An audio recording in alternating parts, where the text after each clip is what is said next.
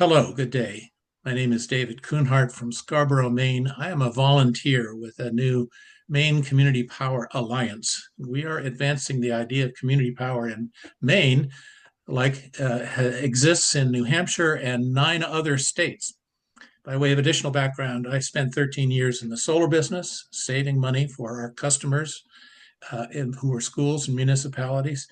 And when I moved back east to Maine 4 years ago, I could see that there was an opportunity to make progress on this front for the sake of the climate. I'm also a volunteer with Citizens Climate Lobby. Because my family has had a place in New Hampshire for 61 years, I'm on an energy committee in the little town of Tamworth where we voted to have community power adopted there, along with 74 other towns and cities in New Hampshire. Now, let's just get right into what is this community power about, okay? And is it appropriate for me? We have crossed a bridge in our grand discussion about the whole topic of local control for power. The state made clear that it didn't want to pay for buying the municipal infrastructure a year and a half ago. But we are going to talk about the values that can be enhanced, the approaches, compare it to what's happening elsewhere, and what we may be doing next.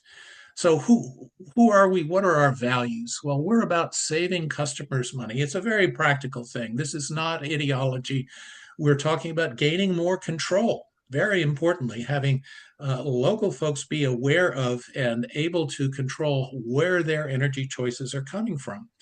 We're talking about increasing the potential for greenhouse gas free energy choices. GHG is greenhouse gas free, that is non polluting energy sources.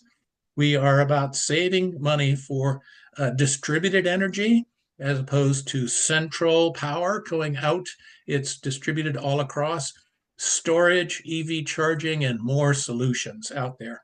We're also about trust and transparency with open public oversight of this process.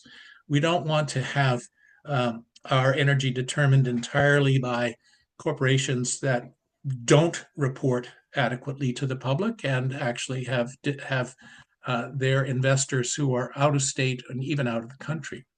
We are all about creating jobs, expanding local expertise, and customer motivation to be a part of the green energy future.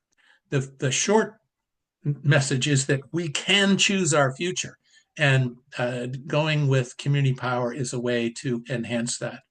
So what are some of the features and how does it differ from what we've got already? Well, we will still have utilities, and in Maine there are a dozen utilities, including two big ones.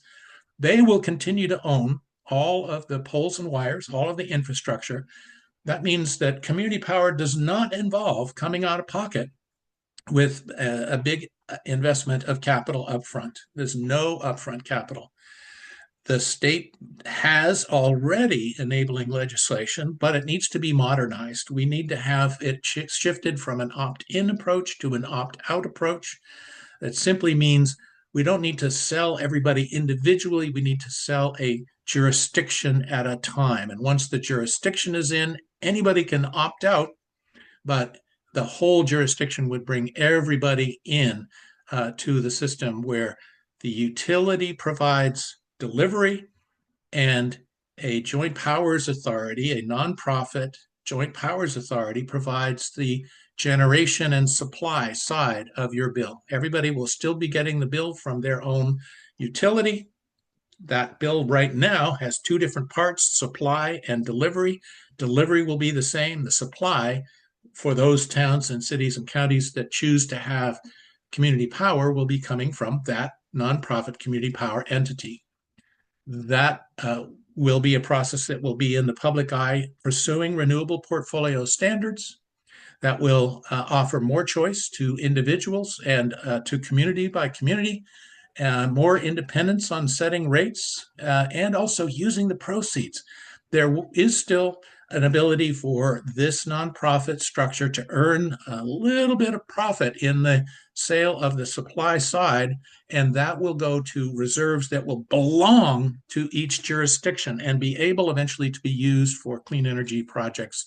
But overall, Nothing will be hidden. It will be full public transparency. So where is this process? Where has this approach been used before? Well, there are 10 states overall that have authorized community choice. And they are, some of them have been operating for a dozen years or more, including California and New York and Massachusetts and Ohio and Illinois. These are red states, blue states, purple states. This is not an ideological movement. This is a practical movement to bring local control. Now, be aware that there are a number of different names for this process. It's not just community choice aggregation, it's not just community power, but some of these states name it municipal energy generation, government electricity generation. There are different names in different states. So it's all the same fundamental process. Once a state has deregulated their process and made it more process. And there are 29 states across the country who have already done that a few decades ago. But once they do that, then they can allocate the responsibility to individual jurisdictions, a county, a city, or a group thereof, to come together and form a nonprofit joint powers authority to do the buying. But the experience has been very positive. And if you go on the website of Lean Energy US, Lean stands for the Local Energy Aggregation Network, you will see a report that demonstrates the savings that have come to customers in the states where this has been applied.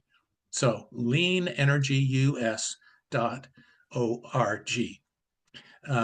The two particular states that I have some experience with are California and New Hampshire. In California, when I was in Marin County, I was a town council member in Corte Madera, California, in Marin County.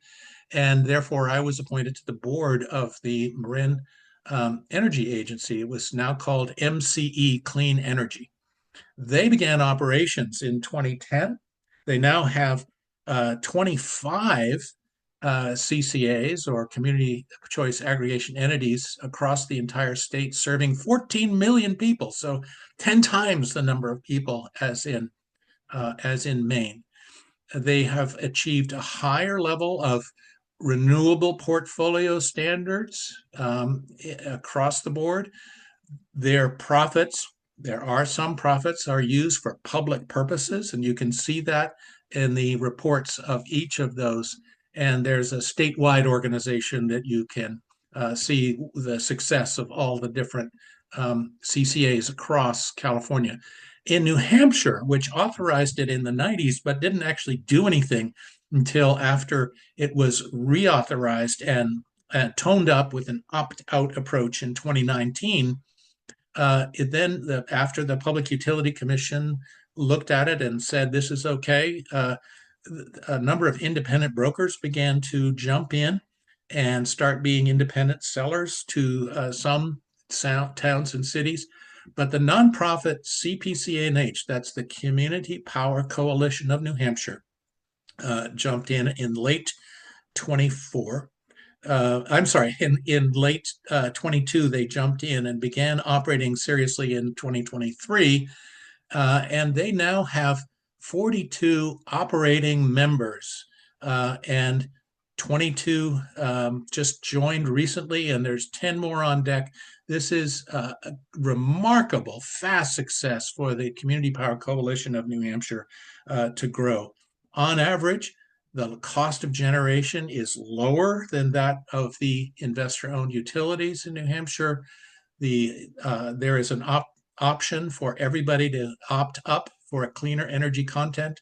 Not a lot of individuals have opted to pay more for clean energy content. My family did, but not a lot have done that. But it's an option. It's a choice. It's freedom of choice that's enhanced, and everybody has local control. And there's been a remarkable thing that is really wonderful to see, because among these 75, there are a lot of public-spirited folks who now for the first time say, hey, we can control our clean energy future, and they're helping one another. One jurisdiction says, how do you really get a solar farm going? Another says, well, we just did one over here.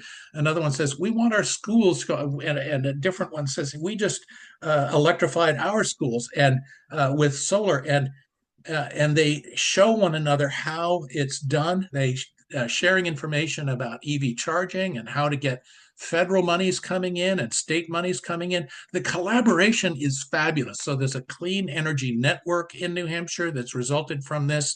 This is really, to me, where one of the great benefits of having a community power program is realized. So what do we need to do? What are our next steps here for this, for our alliance of a number of different nonprofit entities?